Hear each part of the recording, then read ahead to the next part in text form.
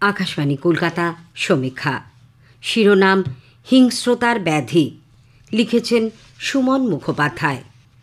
কলকাতার বউবাজারে একটি ছাত্রাবাসে মোবাইল চোর সন্দেহে গণপিটুনিতে ৩৭ বছরের ইরশাদ আলমের মৃত্যু ফিরিয়ে এনেছিল ১০ বছর আগে এই শহরেই এক নামজাদা সরকারি মেডিকেল কলেজের ডাক্তারি পড়ুয়াদের হস্টেলে মোবাইল চোর সন্দেহে কোরবান শাহ নামে এক ব্যক্তিকে পিটিয়ে মারার স্মৃতি। ইরশাদের মৃত্যু নিয়ে তোলপাড়ের মধ্যেই প্রকাশ্যে আসে মোবাইল চুরির অভিযোগে প্রসেন মণ্ডল নামে এক যুবককে সল্টলেকে পিটিয়ে মারার ঘটনা। বারাসাত, গাইঘাটা, বনগাঁ, অশোকনগর, খড়দা, ঝাড়গ্রাম কোথাও ছেলে ধরা, কোথাও বাইক বা নির্মাণ সামগ্রী চোর সন্দেহে একজন বা দুজনকে বেধড়ক মারধর করেছে অনেকে। গত এক মাসে জেলা থেকে শহরে এই ধরনের একের পর এক ছবি সামনে এসেছে। পুলিশের অপেক্ষায় না থেকে আইন হাতে তুলে নিচ্ছেন এক শ্রেণীর উত্তেজিত জনতা। আবার কিছু লোক মোবাইল হাতে সেই নির্মম মারধরের দৃশ্য ক্যামেরাবন্দি করতে ব্যস্ত থাকছেন। সমাজের গভীরে বাসা বেঁধেছে এই হিংস্রতার ব্যাধি। তবে এই প্রবণতা যে এখনই বেশি দেখা যাচ্ছে তা কিন্তু নয়। চোর বা ছেলে ধরা সন্দেহে গণপিটুনির ঘটনা আগেও বারবার ঘটেছে। হবু ডাক্তারদের বিরুদ্ধেই মনোরোগীকে পিটিয়ে মারার অভিযোগ উঠেছে। আবার কখনো জুনিয়র ছাত্রকে মানসিক ও শারীরিক নির্যাতন করে মেরে ফেলার বা আত্মহত্যার দিকে ঠেলে দেওয়ার ঘটনায় অভিযুক্ত হয়েছেন যাদবপুর বিশ্ববিদ্যালয় বা আইআইটির মতো প্রতিষ্ঠানের পড়ুয়ারা। এই নৃশংসতায় কোথাও হতাশা, কোথাও সামাজিক বঞ্চনা, কোথাও বা মনের গভীরে বাস করা হিংস্রতার বহিঃপ্রকাশ ঘটছে বলে মনে করছেন মনস্তত্ত্ববিদরা।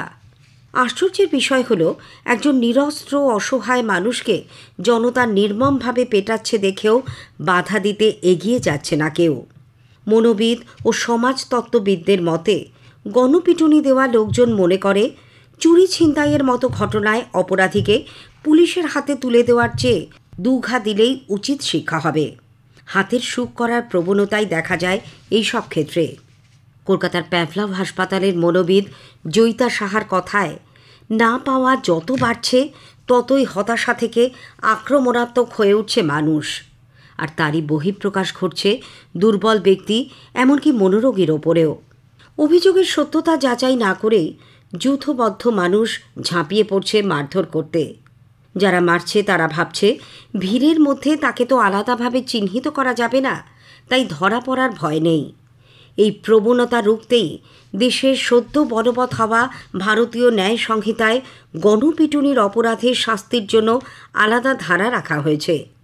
এর ব্যাখ্যা দিয়ে আইনজীবী জয়ন্ত নারায়ণ চট্টোপাধ্যায় জানিয়েছেন, এতে গণপিটুনির অপরাধে সর্বোচ্চ সাজা রাখা হয়েছে মৃত্যুদণ্ড।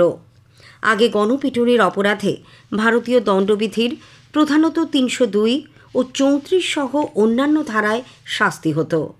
ন্যায় সংহিতার ১০৩-২ ধারায় বলা হয়েছে, ৫ জন বা তার বেশি মানুষ একটি হত্যার ঘটনায় যুক্ত থাকলে দোষীদের মৃত্যুদণ্ড অথবা যাবজ্জীবন কারাদণ্ড হবে। তার বক্তব্য, মেরে ফেলাটাকে মানুষ অনেক সহজ মনে করছেন, কিন্তু পুলিশের ওপর মানুষ ভরসা রাখতে পারছেন না। এই কারণে কঠোর পদক্ষেপ প্রয়োজন। উল্লেখ্য, ২০১৯-এ গণপিটুনি ঠেকাতে পশ্চিমবঙ্গ সরকার বিধানসভায় বিল পাশ করালেও রাজ্যপাল তাতে অনুমোদন দেননি। দিলে এই ধরনের ঘটনা এড়ানো যেত বলে মত সরকারের।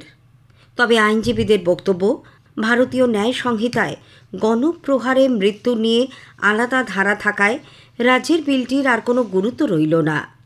নতুন আইনে এই ধরনের ঘটনায় ব্যবস্থা নেওয়ার জন্য পুলিশকে যথেষ্ট ক্ষমতা দেওয়া হয়েছে। জমায়েতে থাকা প্রত্যেককে গ্রেপ্তার ও মামলা রুজু করতে পারে পুলিশ।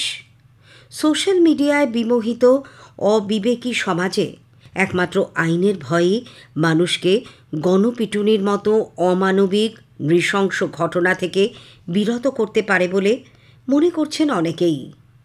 সমীক্ষা শেষ হলো। এটি লিখেছেন সুমন মুখোপাধ্যায়।